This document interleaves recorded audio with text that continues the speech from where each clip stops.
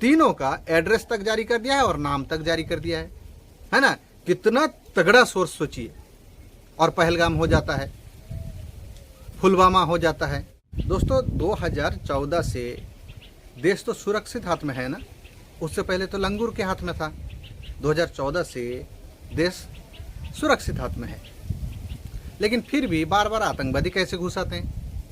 जरा सोचिए, बार बार कैसे आतंकवादी घुस आते हैं? देश जब सुरक्षित हाथ में है, लेकिन एक समुदाय हमेशा खतरे में रहते हैं। अच्छा, हर बार इलेक्शन के वक्त ही आतंकवादी कैसे घुस आते हैं?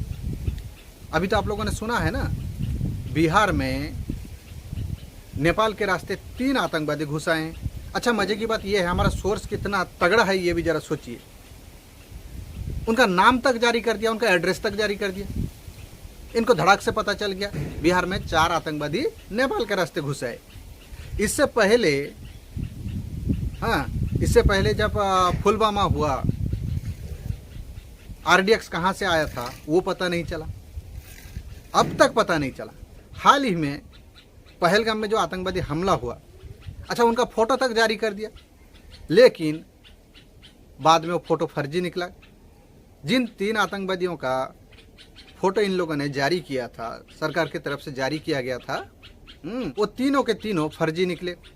अच्छा, उनको वो लोग आए, अंदर तक घुस गए और मार के भी चले गए, लेकिन अब तक उनका कोई कुछ बिगाड़ पाया, उनको पकड़ पाए?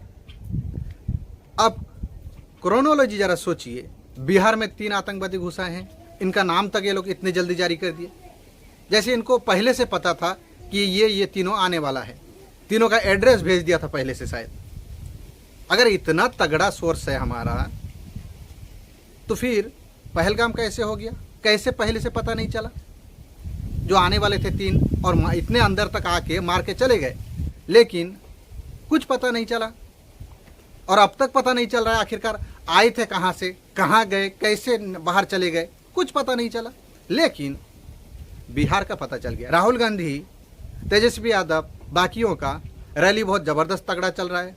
बिहार के जनता का उनको साथ मिल रहा है, तगड़ा सपोर्ट मिल रहा है। क्रोनोलॉजी समझिए। तो वहाँ पर आतंकवादी 3 घुस आए हैं। उनका नाम, एड्रेस, नाम भी बताता हूँ, जरा रुकिए, नाम भी बताता हूँ, नाम भी एड्रेस भी जरा बताऊंगा आप लोगों को। ये जरा सोचिए, बार बार डंका पीटा जाता है कि देश 2014 से सुरक्षित हाथ में है। अच्छा, जब सुरक्षित हाथ में है तो एक समुदाय हमेशा कैसे खतरे में रहता है? आतंकवादी कैसे घुस आते हैं? ये जरा पूछो उनसे। नहीं, ये पूछने की हिम्मत किसी में नहीं है। अच्छा, पत्रकार हमारे ये नहीं कभी पूछते, इस बारे में कभी पत्रकार हमारा नहीं पूछेगा। वो तो महिमा मंडन में लगा हुआ है, किस तरह से सरकार को फायदा पहुंचाया जाए।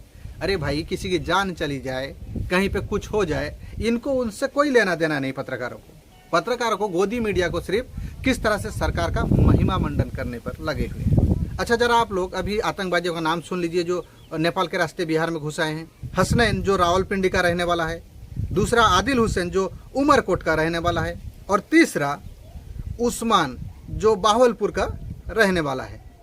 तीनों का एड्रेस तक जारी कर दिया है और नाम तक जारी कर दिया है ना। कितना तगड़ा सोर्स सोचिए। और पहलगाम हो जाता है, पुलवामा हो जाता है, कुछ पता नहीं चलता। लेकिन इस बार बिल्कुल लगता है परफेक्ट, एकदम परफेक्ट है। उसके बाद भी कई ऐसे घटना घटा है, लेकिन इनको कुछ पता नहीं चलता। लेकिन इस बार लगता है, देखते हैं किन तीनों को निपटाया जाता है, या फिर पहलगाम की तरह ये लोग भी फिर इलेक्शन के बाद निकल जाते हैं। देखते हैं। खैर दोस्तों, आप लोग क्रोनोलॉजी